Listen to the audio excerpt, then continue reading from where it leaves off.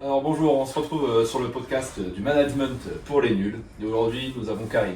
Karim, qui est un manager qui a connu des hauts et des bas dans sa carrière, qui va nous présenter du coup sa carrière en général.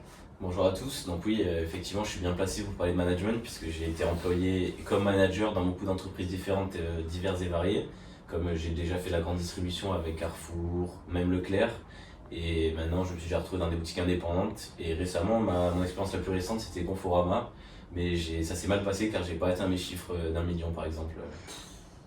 Et c'est beaucoup quand même. Ah oui.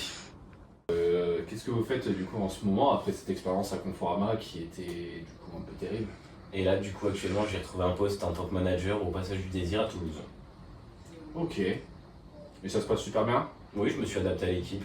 Parfait. Donc là-dessus, on va directement partir du coup sur les styles de management que vous devez mettre en application au sein de votre entreprise en tant que manager.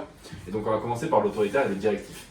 L'autoritaire et le directif, du coup, c'est une décision prise par le manager et que par le manager, qui s'applique à toute l'équipe, qui n'a pas le droit de contredire cette directive que vous avez mis en place.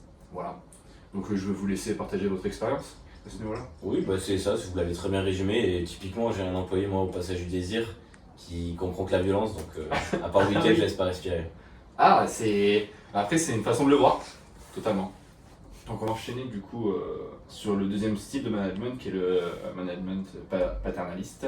Et du coup, ce management, c'est prendre vos employés comme des enfants. Du coup, c'est toujours vers l'autoritaire où vous prenez la décision et l'employé acquiesce, mais beaucoup plus avec du suivi où vous faites un peu plus confiance à l'employé, limite, mais vous êtes autour de lui, quoi.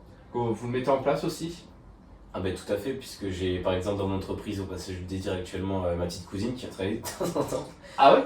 Et, Ça va. et du coup, on a une relation très fusionnelle et moi déjà je suis toujours proche de mes employés et encore plus avec elle quoi du coup. Ok.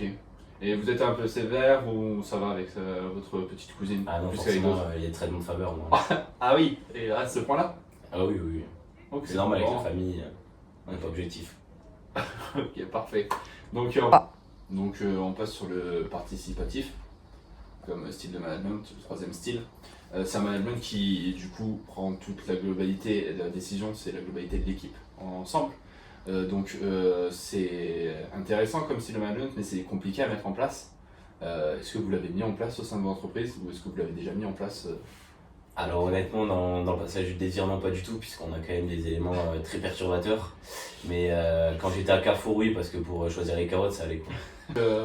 Très sympa votre expérience au sein de Carrefour avec le management participatif. Mais au sein de votre entreprise, vous ne l'avez pas mis en place, j'ai vu. Pourquoi? On a des profils beaucoup trop divers et variés et je pense Ouais. qu'ils n'ont pas Ah, j'ai vu, ils sont un peu. Ouais, voilà, c'est pas des Ça vole, lumières. ça vole pas haut. Ouais. Je suis totalement d'accord, j'aurais fait la même chose. On va passer sur le quatrième style de management, le Le délégatif. dernier, oui. Le délégatif, c'est le fait de, du coup, tout le monde a une stratégie globale mise en place par le manager, vous, mais vous pouvez déléguer des parts de cette stratégie, des parts des décisions au niveau de cette stratégie à des employés. Vous le faites au sein de votre entreprise? Ah là, au Passage du Désir, c'est ce que j'utilise de plus. Depuis Conforama, ça m'a servi de leçon, donc maintenant je donne le plus Allez. possible, comme ça je me repose. Ok. Genre, du coup, vous faites quoi au sein de l'entreprise? Moi je confie les trois quarts des tâches à l'adjoint et après je prends que les décisions capitales. Ah ouais, c'est bien ce que je me disais. J'ai vu votre adjoint, il était. Il est remonté. Bon, je vais discuter avec lui. Je vais avoir un entretien, le salaud. Bon, maintenant, nous avons terminé tous les styles de management et via l'expérience de Karim, qui est très passionnante comme expérience. Karim, est-ce que vous avez une petite conclusion à nous mettre en place? Non, ça ira, je pense que tout a été dit. Vous n'avez pas, même pas une Non. petite minute? C'est bon. Bon, ok, je vais me faire foutre. Mais sur ce, je vous souhaite de passer une bonne journée. C'était du management pour les nuls avec une grosse merde. On a vu les différents styles de management, comment vous l'avez mis en place et comment vous l'avez peut-être subi lors de votre carrière même. Et c'est super intéressant ce qu'on a pu voir ensemble. Si vous voulez vous dire un petit mot pour la fin ou autre chose. Non, ça ira. Donc, bon, on va terminer ce podcast. D'ailleurs, vous avez rien dû entendre dans le podcast.